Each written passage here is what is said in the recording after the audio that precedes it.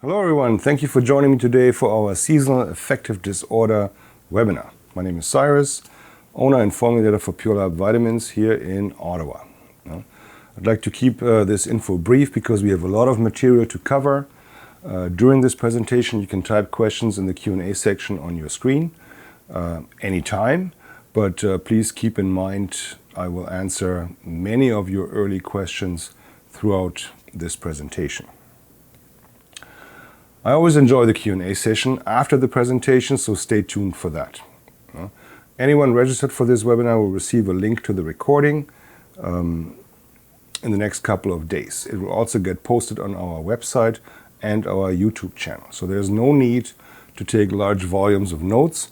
I'd rather like you to listen and follow the presentation. Okay, let's get cracking. Seasonal affective disorder. It's a funny term for a not so funny condition. Even the abbreviation turns out to be S.A.D. or S.A.D. Today's talking points are: what is seasonal affective disorder? What are the causes and symptoms of S.A.D? Who is affected by it? And what therapies are currently being used? And what are the natural treatment options and dosage recommendations? Okay. Seasonal affective disorder is a type of depression that is related to the changes in the seasons. It is considered a clinical subtype of major depression. What is unique about S.A.D? It begins and ends at about the same time each year. For most people, symptoms start in the fall and continue over the winter months and then go into remission by spring. There is a number of factors or causes that are considered contributing factors. The changes in light and darkness at the beginning of winter or late fall, but also shift work, frequent jet lag, and stress can have an effect on our so-called circadian rhythm, our inner clock. Biochemically, our production of serotonin, a brain chemical that affects our mood, is reduced when our exposure to sunlight is reduced. This may trigger depression, and this is why SSRIs, drugs that upregulate serotonin levels, have been developed to treat depression. But there are also a lot of natural measures we can put into place to keep serotonin levels where they should be. We'll talk about those more towards the end of this webinar. Melatonin levels are affected by daylight and darkness. The body produces melatonin in response to darkness to prepare for sleep. More darkness could mean more melatonin, thus also more sleepiness. And there's research suggesting that a melatonin imbalance may be a contributing factor in S.A.D. Light therapy in the morning would be the tool to counteract melatonin and further reinforce circadian rhythm. It would help you get your day started. Then we need to talk about vitamin D3. Current research shows a mixed bag of results with vitamin D3 in S.A.D, but most of these studies have significant limitations in regards to low number of participants or much too low doses of vitamin D3, and they were performed without vitamin D blood level monitoring. So if low doses were given to deficient patients with S.A.D, you can imagine the outcome of that study must have been subtherapeutic. We have a whole segment of vitamin D3 coming up. But before we get into the treatment options, I'd like to provide some more interesting stuff in stats. First, what are S.A.D symptoms? The Mayo Clinic cites the following as common: feeling depressed most of the day, nearly every day, losing interest in activities you normally enjoy, having low energy, having problems with sleeping, including oversleeping, changes in appetite or weight, especially the craving of high-carb foods, feeling sluggish and or agitated, and also difficulty concentrating, including brain fog. According to the Canadian Mental Health Association, 2 to 3% of Canadians will experience S.A.D in their lifetime, but that seems heavily underreported to me. 10% of all cases of depression in Canada are attributed to S.A.D. Women are 9 times more likely to be diagnosed than men, and that is significant. S.A.D affects women primarily in their 20s and 30s. And after the age of 50, the risk of SAD declines. People living in the northern and southern hemisphere are more likely to experience SAD than those who live closer to the equator. Because the amount of daylight you receive changes if you move north or south. And this change is thought to be part of SAD. So it's no surprise that our first treatment option involves light. This is known as light box therapy. 60 to 80% of people with SAD experience improvement of symptoms. These devices emit a special type of light providing around 10,000 lux of output. And as discussed before, this light should be used first thing each morning to counteract overnight melatonin, and then maybe again mid-morning at home or at work. You should sit about 2 feet away from the light box for 20 to 90 minutes per day. For example, 20 minutes with breakfast, 60 minutes at work in the morning. And this light mimics sunlight that is missing during the day and during the winter season. It encourages the brain to make less melatonin during the dark days of fall and winter. And it encourages the brain to make more serotonin, our feel-good neurotransmitter. Also good to know, these devices will not harm your skin because there is no damaging UV light in it. The next treatment option, and in my opinion it's not an option at all, but a necessity, is regular exercise daily. Exercise, especially earlier, not too late in the day, has been shown to help regulate circadian rhythms, which is important in treating SAD. Try to exercise outdoors as much as possible, even during the winter. Daily exercise releases endorphins, and these are feel-good brain chemicals that reduce pain, depression, and improve sleep, which in turn then reduces stress and improves mood. The muscle pump during exercise improves circulation all over the body, and this allows tissues to cleanse and detox. Best time for exercise is morning to early afternoon. By the way, exercise is also the best remedy to help with anxiety. Next treatment option on the list is diet. And try to limit sugar swings associated with high-carb foods and sweets. Coming down from a sugar high increases irritability and lowers mood. Eat more lean protein and dark green leafy vegetables. And use good fats like coconut oil or ghee. And lots of it. So we have now heard of many factors that play a role in the development of SAD. Circadian rhythm, serotonin, melatonin, and vitamin D levels, exercise or a lack thereof, and diet, but there's one more factor that everyone is exposed to, and that is stress. Stress affects sleep and circadian rhythm. Stress suppresses serotonin production, melatonin production, and vitamin D blood levels drop during times of acute stress. So you might say, what can we do about stress?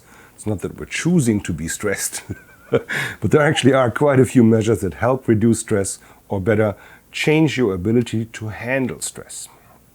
Most of us go through a stressful day, heads down, just trying to cope. We breathe shallow, stop reflecting, we are in a reactive state. But if you raise your head and look at what or who is causing your stress, you can identify your stressors and become proactive. You need to acknowledge your stressors, look them straight into the eye, and then remove those you can remove, or alter your attitude towards those you cannot remove. I know that's easier said than done, but a job that stresses you out day after day is not worth keeping. It'll make you sick. A partner or friend that stresses you out day after day is not worth keeping either. We only have one life, so we might as well try to enjoy it, right? So in essence, to me there is not one outstanding treatment option. I think it has to be a concerted and conscious effort of diet, lifestyle changes, and also targeted supplementation. So let's move on to supplements and start with vitamin D3. Several studies show that the symptoms of SAD may be due to changing blood levels of vitamin D3, which may further affect serotonin levels in the brain as well. Health Canada still recommends 1,000 IUs per day, but just to give you an idea of how little that is, your body, if dressed in loincloth like our ancestors and exposed to equatorial sunlight for 12 hours, will produce 10 to 25,000 IU per day. But we live in Canada, exposing just a small fraction of our body surface area to only minutes of sunlight per day for 7 months of the year. That's not enough. We have to supplement and monitor our own vitamin D blood levels to better understand how much we as individuals need. The Canadian reference range is between 75 to 150 millimoles of vitamin D per liter of blood. The average Canadian should aim at least for 75 millimoles and continue to monitor during winter and also the summer. No? But a Canadian suffering from S.A.D should aim for at least mid-range, and that's around 110, or even the upper percentile around 125 millimoles per liter, which is still in range, meaning it's okay. And you should not start this kind of supplementation after a full-blown S.A.D has already hit you, but much rather have good blood levels of vitamin D before winter blues arrives. Mainstream medicine needs to take individual vitamin D levels and testing a lot more seriously. For mental health, for immune health, for bone and cardiovascular health. Please check out my vitamin D optimization video on our YouTube channel. Just enter Pure Lab Vitamins into the YouTube search bar and all my videos pop up. Next on my list is magnesium. You might say, he always goes on about magnesium, and I do, but with good reason. We do not get enough. Back in 2010, about 80% of the Canadian population was deficient. Today, in 2022, that's probably closer to 90%. Magnesium has many functions, but for this webinar, I'd like to point out a few key features. Think of magnesium as the body's relaxer of muscle and mind. Magnesium suppresses the release of stimulating neurotransmitters. This means without magnesium, we are a lot more stimulated and less relaxed. Low magnesium inhibits the conversion of tryptophan to 5-HTP, which then reduces the production of serotonin and melatonin. Studies have shown magnesium deficiency contributes to numerous mental health problems, including stress, anxiety, insomnia, and depression. So 3 of my capsules provide the RDA, the recommended daily amount. But if you are starting out deficient, you need to provide the RDA, 3 caps per day, plus some extra in the beginning to replenish your deep tissues, to fill up your tank. As discussed before, there is research suggesting that melatonin imbalance may be a contributing factor in S.A.D. But many people suffering from S.A.D also have trouble sleeping. So why not elevate melatonin before bedtime to help with sleep, and then counteract it with light box therapy in the morning? Magnesium and melatonin work together. There's true synergy. Magnesium helps the body's production of melatonin. So to help you fall asleep, take your dose about 60 minutes before lights out. To help you stay asleep, take it at lights out, as late as possible. If you're dealing with frequent sleep interruptions, to train your system into a better sleep cycle, take full dose, 3 caps, for at least 4 weeks straight, even if initial sleep results are not satisfactory. This way you are aiming to override your inner clock and train it into a more solid sleep cycle. 2 more supplements and we're done. Relaxation and sleep is important during S.A.D, but we also need to energize our days for exercise, detox, and stress management. For that we use B-complex vitamins. They energize us. More energy means more motivation, more strength. They cleanse us. More B's mean better detox. They clear the fog. Clear brain means more focus, less stress. But B vitamins are water soluble and flush through us very quickly. A regular B complex works for only 60 to 90 minutes. Pure Lab's bioactive B complex contains all the B's in active form, but most importantly, they come in a slow release formulation.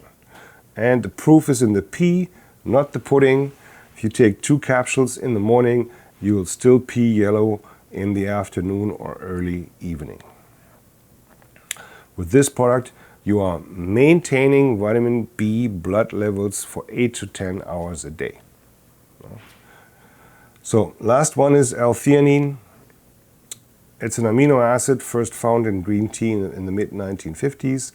The average cup of green tea contains around 8 to 10 milligrams of L-theanine, so one 250 milligram capsule is equivalent to 25 cups of tea, but without the caffeine, polyphenols, or pesticides. Because we use pure L-theanine in our capsules, it reduces nervousness and restlessness, helps increase focus during times of stress. It does that by inhibiting the effects of stress hormones, epinephrine and norepinephrine, while upregulating serotonin, dopamine, and GABA, all at the same time. And this is exactly the mirror image of what stress does to us, which is why some people call it nature's antidote to stress. We make 3 different kinds of L-theanine, but for the S.A.D application, I would always recommend the slow-release form. You can take 2 to 3 caps throughout the day, and to help with stress, anxiety, and depression, and you could take an extra 1 or 2 capsules at bedtime, with magnesium and or melatonin to support sleep. And then start the day with Lightbox, and get yourself back on track. So you made it through, but there's always one more thing. I wanted to point out at least one thing that I believe is of interest to anyone dealing with any kind of depression. You will agree it is very difficult to measure or compare the level of depression you are experiencing. How could you truly explain how you feel to someone else? But there is a way to do that, and it's called the Hamilton Depression Rating Scale, or HAM-D. You can just Google this term and a downloadable PDF file should pop up right away. It's a questionnaire, and the first 17 questions will allow you to translate how you feel into a number score. And this can be very helpful to understand the severity of your condition compared to a standard. But it also allows you to reassess your state after you have started to incorporate Lightbox therapy, exercise, diet, lifestyle changes, and supplements. The results will keep you motivated to continue with all these measures, because with all these measures in place, you will feel much better. And you will see your score improve significantly. And then there's another questionnaire called the Seasonal Pattern Assessment Questionnaire. It's made by the Mood Disorder Association of Manitoba. This is a tool to determine and assess whether the depression you are experiencing is in fact a seasonal disorder or not. So that was it for today's presentation. You made it. And I hope this webinar was of value to you. At this point, I'd like to thank all our participating retail partners that help promote this event. Most of them have specials going on for the next few days in support of this webinar. And I will now get ready to check if there are any questions. Please just give me a moment and stay tuned. So there's already one question here from Angela. She's asking, can you give the chewable L-theanine, the 125 milligram tablets, to a 4-year-old? Good question. I believe that if there's any trouble kind of present, and alternative would be to consider prescription drugs, I would always give L-theanine a chance first. At a 4-year-old, it's going to be tricky anyways to do this on a regular basis. It's worth a try. I think even at that age you consider 1 or 2 tablets a day with like 4 or 5 hours in between, and just kind of see how things go. L-theanine is non-toxic. There is no known toxicity level. It also does not interfere, interact, or is contraindicated with any prescription drug. It can be added onto any prescription cocktail pre-existing, and is very, very safe to take. From my point of view, Health Canada is currently still very restrictive with dosage recommendations. You can see that on my labels, where I can only recommend 1 or 2 capsules of the slow-release form. But therapeutically, not so much for a 4-year-old, but for the teenage or adult population, we dose much higher, very successfully.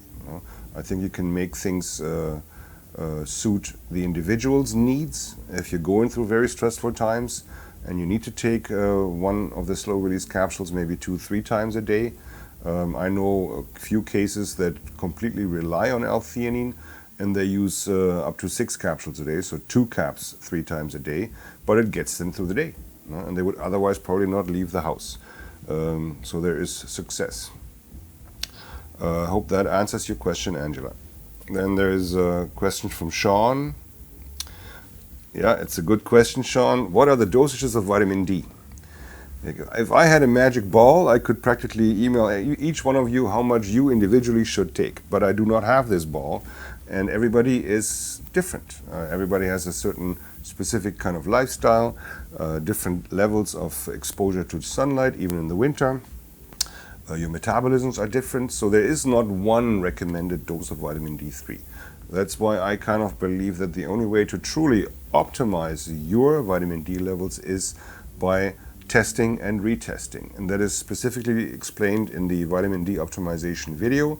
In brief, right now here, you kind of start with the dose that you feel comfortable with, that you think is providing you with sufficient vitamin D3 per day, and you use that dose consistently every day for at least 3 weeks to establish constant, steady blood levels. And then you go get this blood level tested and you'll get the result. You will see with my lifestyle and my metabolism and my dose of vitamin D3, or this specific dose, I reach this level of vitamin D3 in my blood. If you're now aiming to be here in the upper percentile of the reference range, now you have individualized evidence that you should take more. So you double your dose. Let's say go from 3 to 6,000 IU. Take that for 3 weeks, and if possible, get another requisition form. Best, and that's described in the video as well. Don't ask your doctor for just one requisition form. Go there and boldly ask him for 4 or 5, because then you can go to the lab and assess your D levels at specific times when you think it's worth it. Personally, I also think you should potentially test your baseline vitamin D levels at the end of summer to see what your lifestyle, your skin, your metabolism actually allowed you to produce on your own.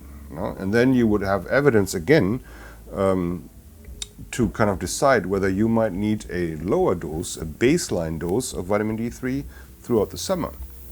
So that you're not ending up with like a deep vitamin D3 hole, which you have to kind of work out from again to prep for S.A.D. So maintaining levels where they should be, even throughout the summer, is could be very beneficial. But for that, you need to know what levels you achieve. There is no magic one dose for everyone. I hope that helps you. And there's John from Well. So he says, vitamin D levels in the Canadian population is typically below the recommended levels. Absolutely. Cancer patients are recommended to have at least 80 millimoles in blood. Would taking 2,500 to 5,000 units per day during the winter months be considered prudent without testing serum blood levels? Well, John, based on the fact that stress actually, and this is studied, this is not just a statement, during times of acute stress, your vitamin D levels plummet. That means something within our biochemistry almost attacks or uses up the existing vitamin D levels in the blood. I would assume that for somebody going through cancer or cancer treatment, next to everything else that goes on in our lives these days, there's enough reason that a supportive drug in that range would be prudent. But I still believe that somebody going through cancer should be allowed by their family physician to get at least 1 or maybe even 2 blood work requisition forms, and then you would choose the 5,000 IU dose, take it for 2-3 weeks, and then assess.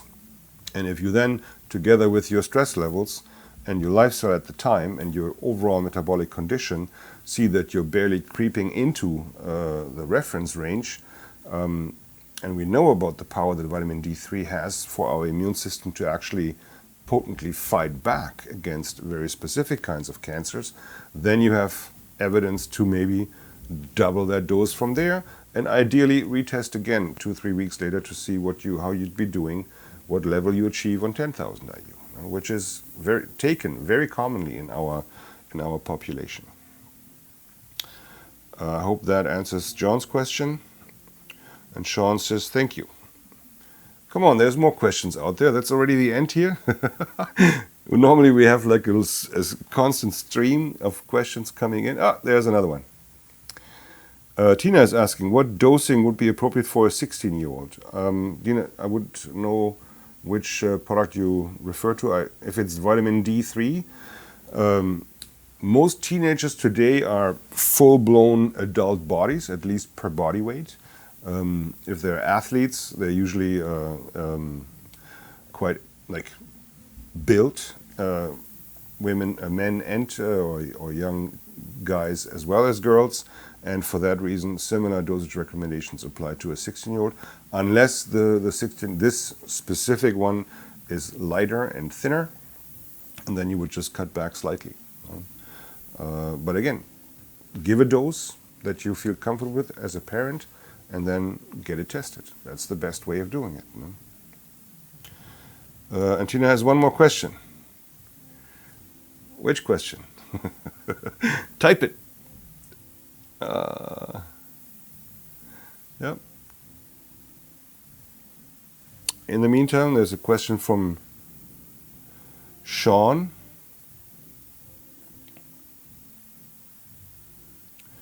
Oh, that's a good one. Thank you for that, Sean.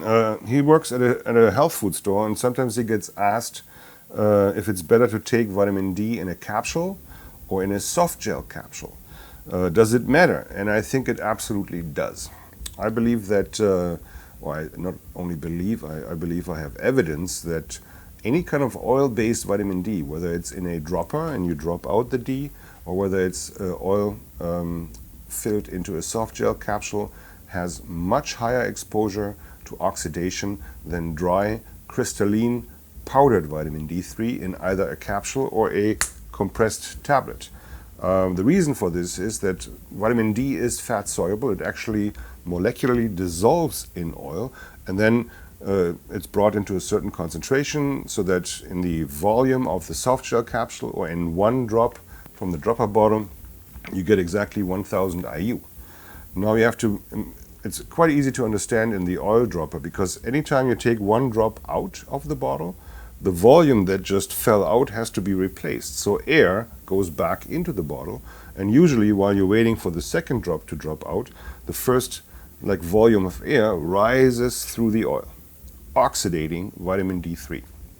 The same happens in soft gel capsules. We as consumers, we think, oh yeah, this is a nicely packaged drop of oil, or a certain quantity of oil, but air, oxygen, nitrogen, carbon dioxide goes straight through that. So whenever vitamin D is molecularly dissolved, the risk of oxidation is significantly higher, which means that the expiry date of this product that is printed somewhere on the side or on the bottom really truly only refers to the unopened, still sealed bottle.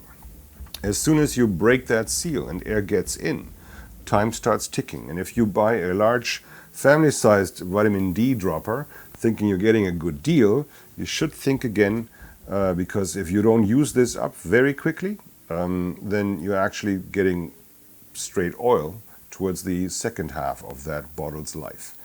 So it's actually completely useless and a waste of money.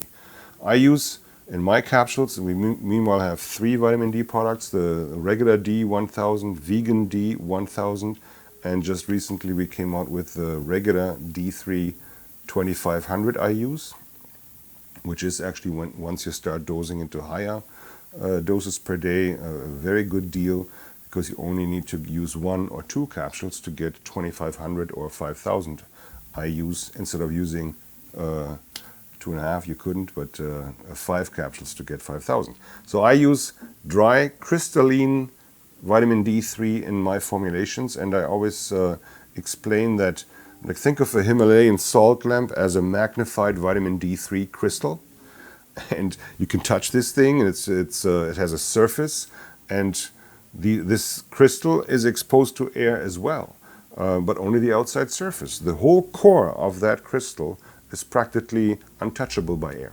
The air doesn't go through that rock. It only would go through the soft gel capsule liner or directly through any kind of vitamin D3 dropper. I hope that makes sense. This one here. Oh, John asked, like in succession to his question, whether we should, a cancer patient should use 25 to 5,000 IUs of vitamin D3, whether the general population would also be okay to take 2,500 to 5,000 IU. John, I think that you, most likely yes. Most certainly yes to the 2,500 IU dose. I would have no trouble recommending that to everyone. I think that if you're long-term dosing at 5,000 IU, you might get out of range. It is personally, I think, not very likely if you do this throughout the winter months, where we really truly do not expose skin surface area to sunlight for any significant amount of time per day. But if I've heard of people taking, I take 5,000 every day. So you might be at the lake in bathing suit for 6 hours a day and barbecue in bathing suit thereafter, and you actually get quite a lot of D3 sunlight exposure. And with that, I would start to be a bit more careful and then actually maybe cut back on at least on those days where you go outside and expose skin significantly.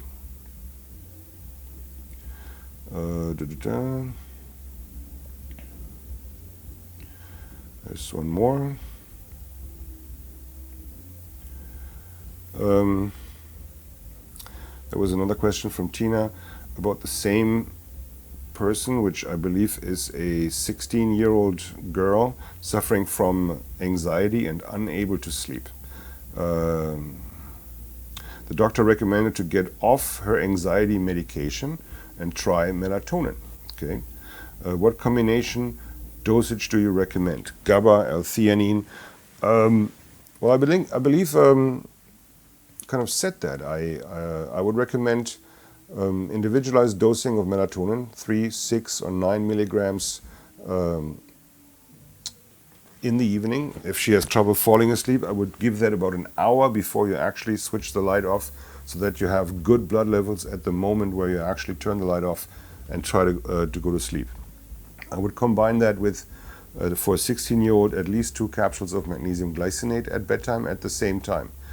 You could furthermore also at the same time use 1 or 2 capsules of L-theanine SR, 200 milligrams, to further completely kind of allow her to relax and kind of prepare for sleep.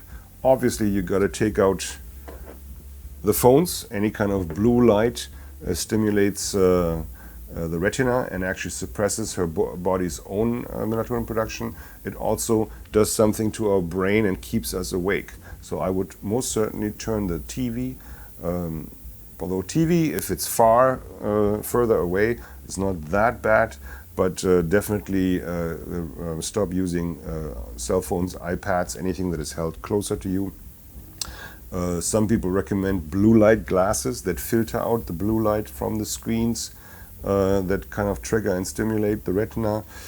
Could be tried if the 16-year-old is too attached to the phone and would revolt otherwise. You can buy simple non-prescription blue light glasses in, I think, pretty much any pharmacy, and then try that at least. But ideally, I think it would be better to just get off the phone, get off the iPad, maybe read a book, read the paper, do something else, try to relax, maybe do a guided YouTube meditation to help relax, at an hour, starting at an hour before bedtime. Might be a nice way to wind down and kind of also a way for her to understand her body, her brain a bit more. So magnesium at an hour before, melatonin 3, 6, or 9 milligrams an hour before, L-theanine SR 200 an hour before. If she has trouble staying asleep, she could take another SR 200 L-theanine right at lights out, which would then slowly flood in and maintain L-theanine levels longer into the night and help her sleep through. So those are the key things. GABA as a supplement is available in usually around 500 milligram capsules. Can be helpful as well, but that I would use also then probably right at lights out when you're actually trying to go to sleep. That's about that, Tina. Um, the question, would taking L-theanine in amounts ranging between 1,000 to 1,200 milligrams per day treat major anxiety and be safe? I would say, John, it's certainly safer than using Ativan, clonazepam, lorazepam, diazepam, SSRIs, Seroquel, and all the other psychoactive prescription drugs. There's no comparison and no doubt about it in my mind. If you can manage your state of stress and anxiety with something as benign as L-theanine, you have a big winner here. For many individuals dealing with stress or stress-induced anxiety, even just the knowledge that they could take an extra dose of L-theanine or 2 caps of L-theanine if things get worse, even just knowing that and knowing how your body responds to that is already soothing and a huge help. Before we had pure and good and well-dosed supplements like that, doctors were saying the same thing about lorazepam. No? Yeah, even just knowing that you have your prescription vial ready at the ready might help you, and you might not have to use it. But if you were using any kind of benzodiazepine on a regular basis for more than 5 to 7 days in a row, you'd be already hooked. And it's very likely that the anxiety you feel if you're not taking this drug could also be a part of your withdrawal symptom from this drug. So I think using or trying L-theanine in such dosage ranges of up to 6 capsules of the 200, so 1,200 milligrams per day, is more than safe and should be or would be worth a try.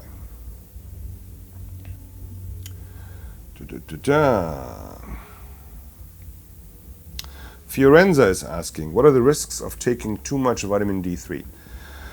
Vitamin D3 is a fat-soluble vitamin. It does not flush through us. It actually stays in the system, gets metabolized, and then slowly excreted. There's a handful of other such vitamins that are fat-soluble, and they are A, D, E, and K, ADEK. So we have to be a bit more cautious with these, but to answer your question, overdose of vitamin D3 does not start at the upper range of the reference range in blood levels. It actually starts quite a significant level higher. So there's a good safety range there as well. Because vitamin D3 manages calcium, in long-term high blood level situations of vitamin D3, your body calcium household gets skewed, and you're actually losing kind of calcium metabolism control. And I think it is important to, if you're starting to use higher doses of vitamin D3 in the attempt to help yourself with seasonal affective disorder, to at some point test your blood levels. And I think honestly, for any physician, if you go to a physician and say, hey, as you know, my doctor, you are my doctor, I'm dealing with seasonal affective disorder. I actually did the questionnaire. It's clear that I have my symptoms pronounced throughout from November till May. And you're willing to prescribe me a synthetic drug. I would like to maybe choose a more natural way at least once.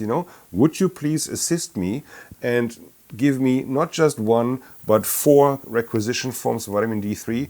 They're not covered by OHIP anyways. They're not falling under your prescription budget for lab testing. I pay for that cash out of my pocket anyways, and it's my blood, my body. So please sign 4 requisition forms for me so that I can monitor my D levels while I adjust my vitamin D3. I think any doctor in his right mind or her right mind should not refuse that. But we live in Canada, and we see all kinds of funny things in our medical system every day long. How did I get there? The risk of too much vitamin D3. I believe testing is important, especially once you're using doses of above 5,000 IUs per day. And there's also always the chance to go to see a naturopathic doctor who are much more open-minded and would certainly help you assist you with this project. Naturopathic doctors actually look at blood work and take their time, and they usually charge slightly more than what you would pay in a lab for a test requested by a medical doctor. But I think you get value out of that. Is D3 contraindicated in kidney stones? And what's the solution? I would say in quick, no. And the solution is take it. Vitamin D3 within normal ranges does not alter your body's tendency to build stones. There's a much different mechanism responsible for that, especially if we're talking about calcium oxalate stones. There's different types of stones, and if you are a person like that, you would have to figure out what kind of stone your body is building. From my point of view, your body pH, the acidity within your system, is much more responsible for stone formation than vitamin D3 and normal therapeutic doses. We can actually, with a product that I make, it's called AlkaPure. It's right there. You can potently alkaline your body, and with that actually actively dissolve stones, even those that already have formed. Not always, depending on the kind of stone your system is building. But in general, if you're standing within the regular recommended dosage range for vitamin D3, especially if you monitor your blood levels and be in the know, there's no concern for you to take vitamin D3. Quite the contrary, the beneficial effects of using D3 versus not having it, I think, are much more risky.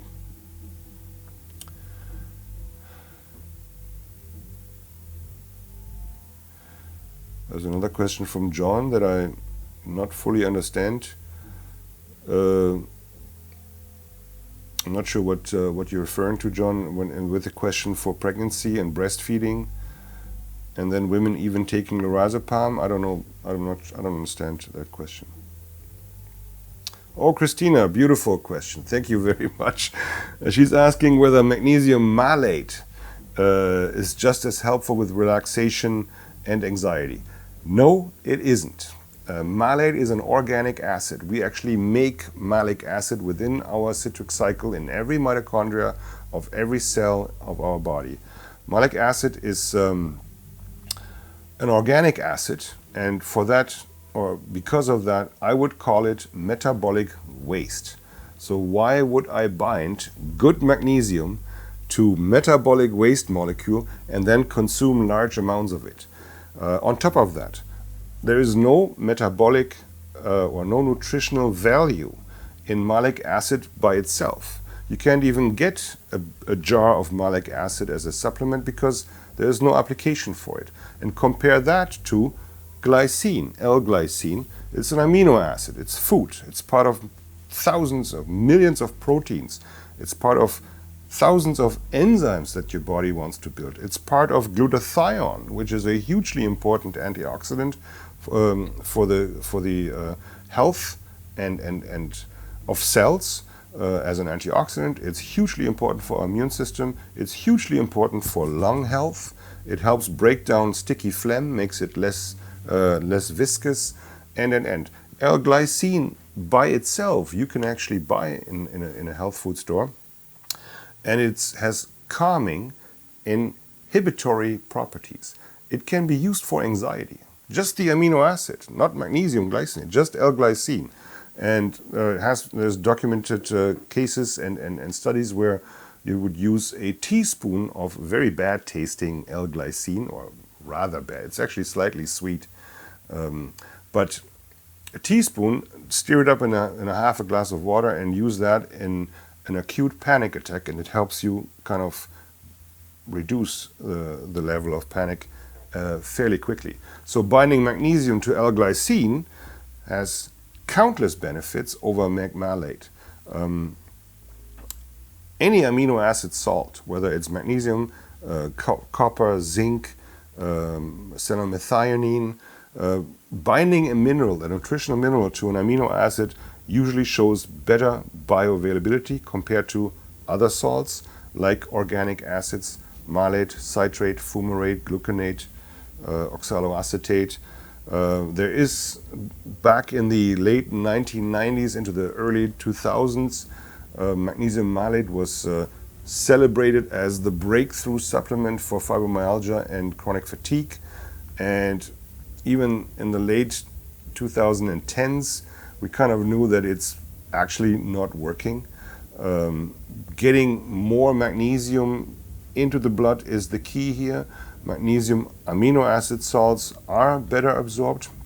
They cause less diarrhea than organic acid salts like citrate or malate. And then you have all the properties that glycine brings to the table on top of that. So in direct comparison, 0 points for magnesium malate and countless points for magnesium glycinate. Thank you for that. I hope that was clear. Oh, that's the question from John. Would it be safe for a pregnant woman or a breastfeeding woman to take L-theanine if she's already on lorazepam for anxiety?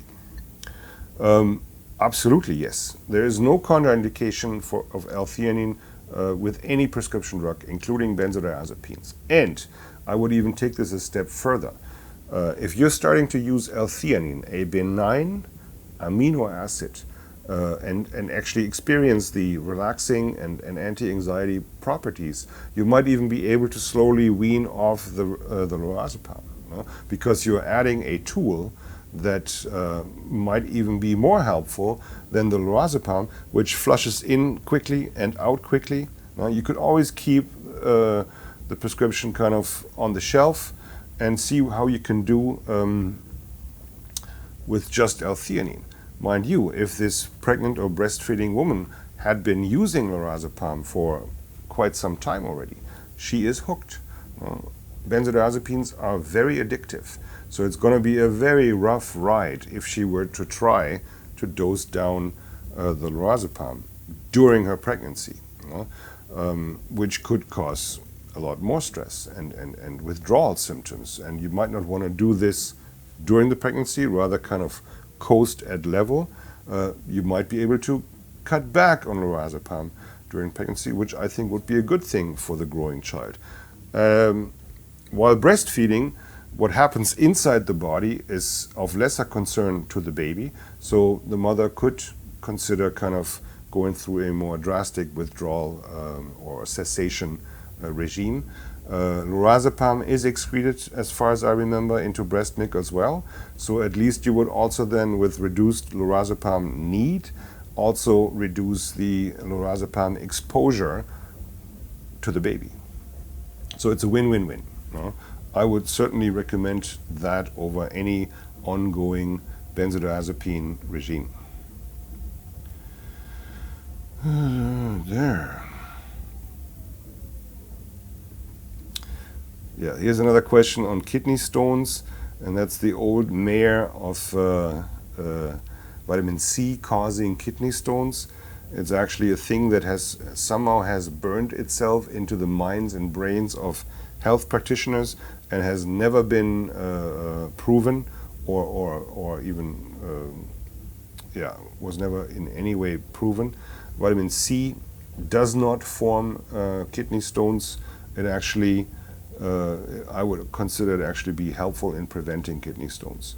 And the question here was whether high amounts of vitamin C, 2,000 to 4,000 milligrams per day, could cause kidney stones. The answer is no. I wouldn't even call that a high dose, because whenever you're going through an acute infection, whether it's a wound, a hospital germ, whether you're going through a acute fungal infection or a viral infection, I would actually consider using vitamin C at 1,000 milligrams every 1 or 2 hours throughout the day. So 2,000 to 4,000 milligrams of C per day is not, I don't think, not even a high dose. This is Christina with the magnesium malate question again, and she found magnesium malate very helpful for fibromyalgia. It's the only thing that worked.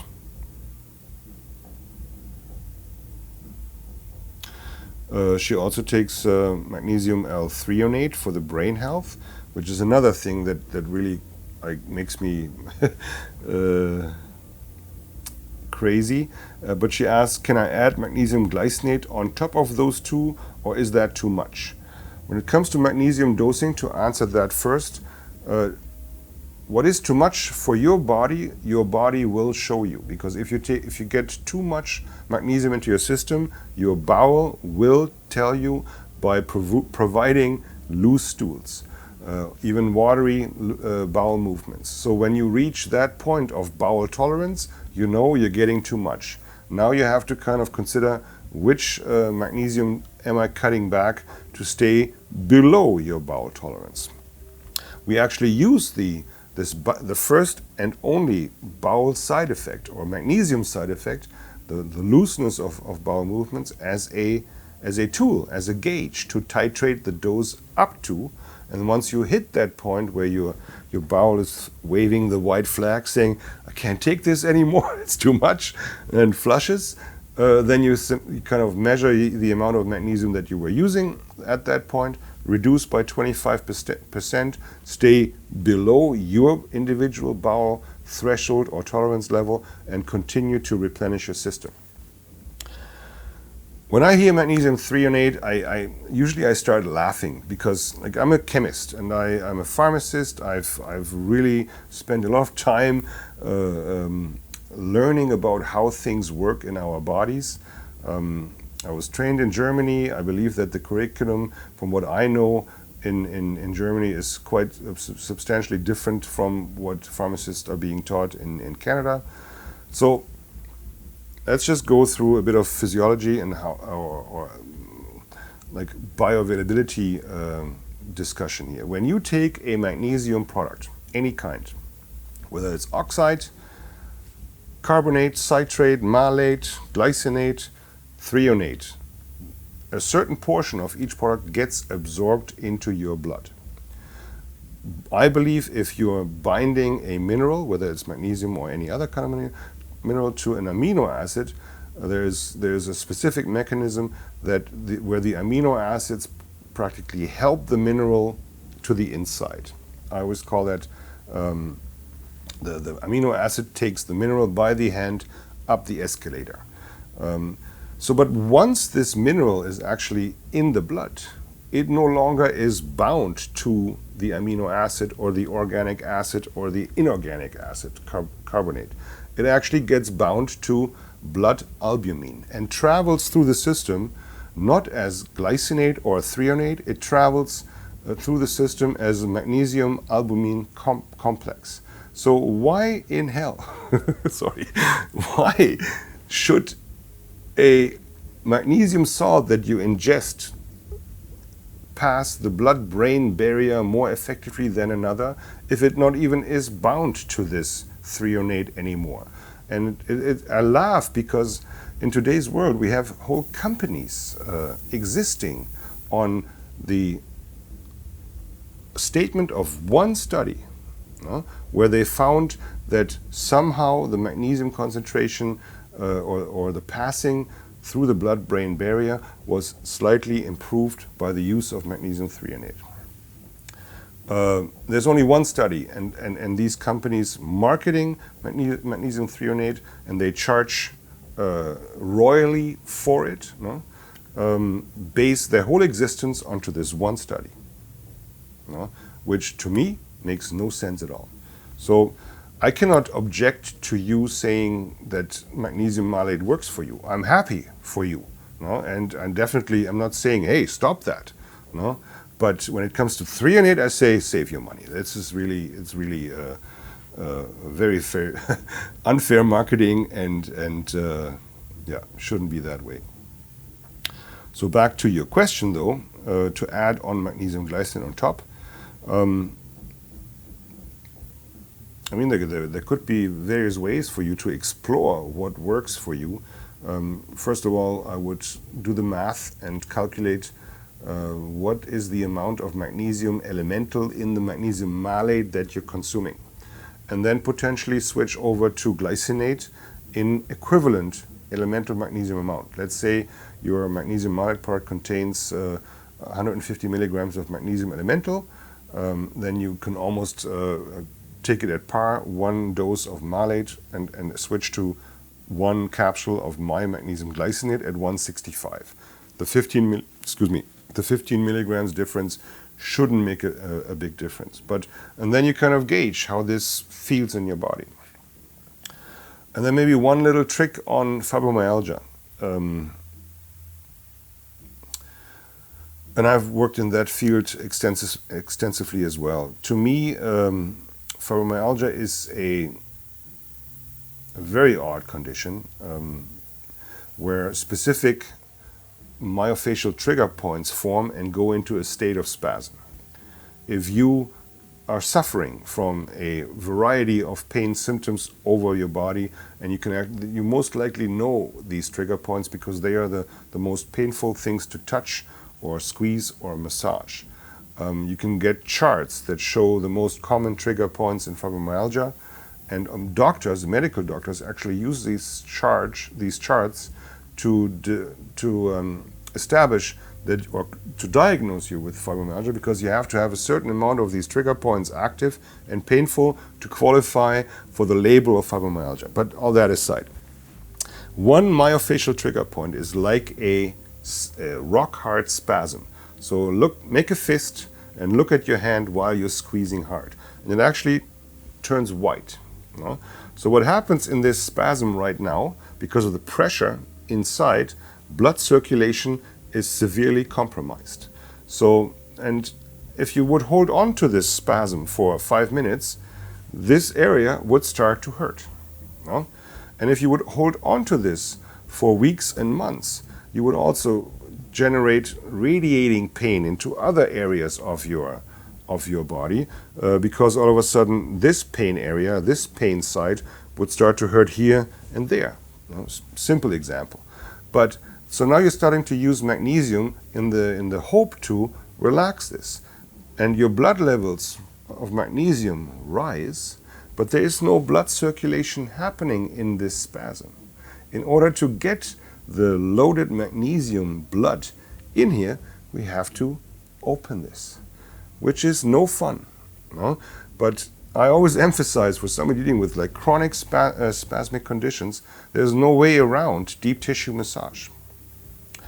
At least there's no way around trying to relax these myofascial trigger points with manipulation so that magnesium can actually flood in.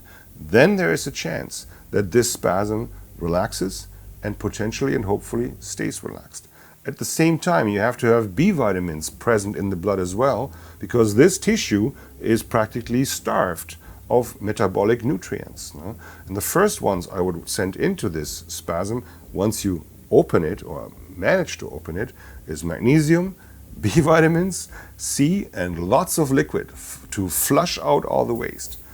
You might have done things like this before, where you walked out of a massage session in pain and you felt sick, nauseated, dizzy, woozy, and all of the above.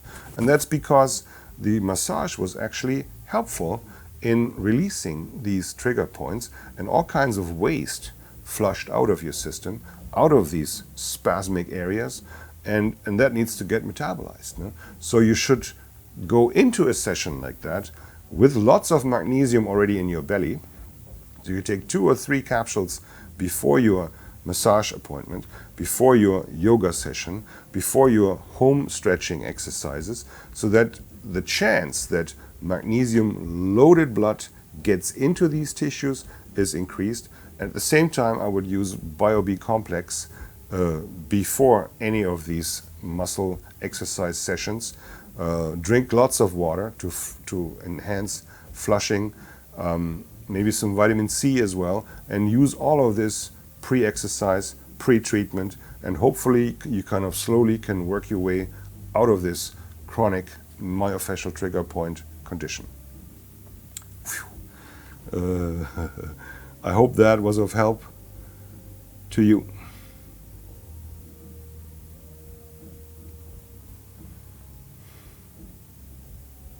There's one more. John is asking always the best questions. So he says, would taking 120 to 240 micrograms of vitamin K2 eliminate the risk of hypercalcemia caused by high levels of vitamin D, 5,000 IU per day? Well, John, first of all, I don't think that 5,000 IU per day would cause hypercalcemia, which is the condition where your blood levels of calcium get too high. I think you'd be far away from that anyways. But in order to using vitamin K2, and especially the K2 MK7 form, in regular doses of 1 or 2 capsules per day, would certainly help lower calcium levels, because I always call vitamin D3 the stonemason and vitamin K2 MK7 the stonemason's assistant. And calcium is the cement. So while the stonemason is hollering, hey, send me more cement, more mortar for my bone making job, vitamin K2 comes running and brings calcium to the stonemason. So yes, I would think that providing, like, if hypercalcemia is present and diagnosed by blood work, using K2 MK7, and maybe at that point slightly reduced D3 levels, or maybe even a break of D3, would be a wise thing to do. Absolutely. Okay. Oh, Teresa, thank you very much. She praises me. Yeah, I keep that to myself. Thank you very much, Teresa. Christina says, very interesting info. Thank you very much. Thank you for your time and interest in what I have to say. To me, these Q&As are always fun. I think it's where I thrive, and you guys, you ask good questions. So I think we still have quite a few people active here, but I think unless there's more questions, we'll shut it down. Thank you all for your time. This was amazing. This is the last webinar for this year. We're going into a bit of a break and reorganization. We'll be coming out with more topics next year. And yeah, I hope I'll keep you interested. There's lots of stuff still coming out in new products. We just launched vitamin D3 2500 IUs. We brought out on public demand a pure vitamin C powder, also from tapioca source, corn-free.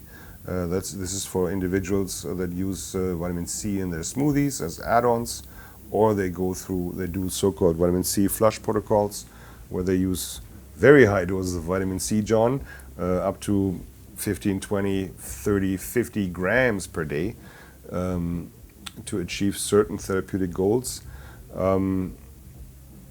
Also just launched our first calcium hydroxyapatite, which is a bone meal calcium, organically bound. It comes with the broad spectrum of trace minerals and a lot of phosphate, which is exactly what bone is made of. So not only is this calcium organically bound and well absorbed, it also provides all the other building stones needed for bone formation. It's made from Australian bovine source, so it's not vegan, but it's still a very good, very clean product. We're providing 250 milligrams per capsule, even though the dosage recommendations reflect Health Canada's guidelines of up to 6 caps a day. I would, especially for anybody not being on a dairy-free diet, not recommend more than 2 caps per day. Okay, everybody says thank you. Annette says thank you. Christina says thank you so much. Linda says thank you very much. Very valuable information. Well, thank you again for your time. And now I shut it down. See you next time. Thank you very much.